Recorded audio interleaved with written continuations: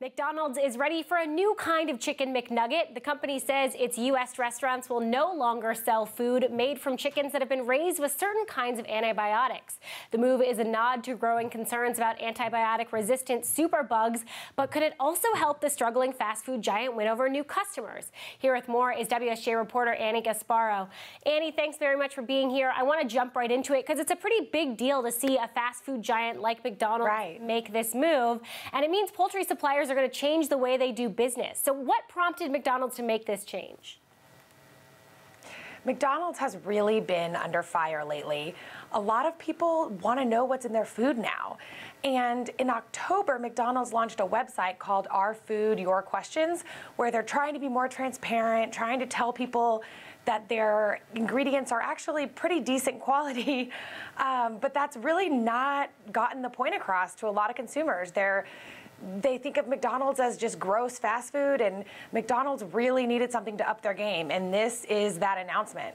Okay, so Annie, let's educate folks for a second. Why do producers of the chickens use antibiotics in the first place?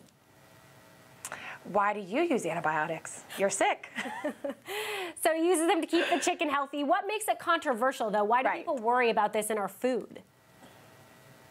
Because there's some research that indicates that the strains of bacteria become resistant to antibiotics. So if a human tries to use that antibiotic to fight the bacteria is resistant. So people claim that people are getting sick because of this trend. And antibiotics have been used for growth purposes in animals as well as for illness and preventing illness. So McDonald's for about 12 years has been working on reducing antibiotics in its meat, especially chicken, saying that its suppliers can't use it just to boost the growth of the chickens and make them grow bigger and faster.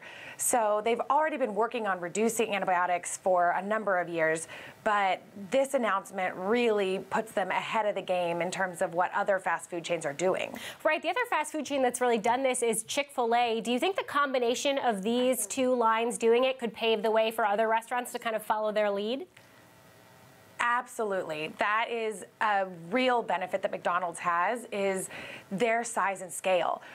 With them and Chick-fil-A doing this, those are the two biggest chicken sellers in the country. So obviously Chick-fil-A is the biggest chicken restaurant, and then McDonald's sells even more chicken than Chick-fil-A. So that really ups the supply, and that will not only make it easier for other chains to follow, but it'll make it cheaper too. Yeah, and Annie, this announcement from McDonald's is one of the first big moves by their new CEO, Steve Easterbrook. What does he need to do if he wants to rehab McDonald's image and bring in kind of modern customers? Right. I think this is one big step. He needs to focus on improving the quality of the food and the ingredients, and that's what this does, and gaining consumer trust again, and this is also a way to do that. But then it also he really has to focus on winning over the franchisees. I mean, there are thousands of restaurant operators out there in the U.S. alone that have lost faith in the franchise because it's let them down.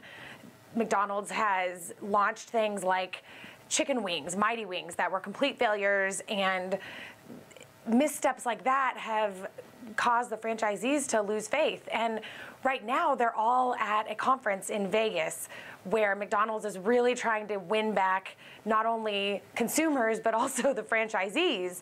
So that'll be a big challenge for him, too. Yeah, still a lot to do to bring back that McDonald's brand. Annie, thanks very much for being here.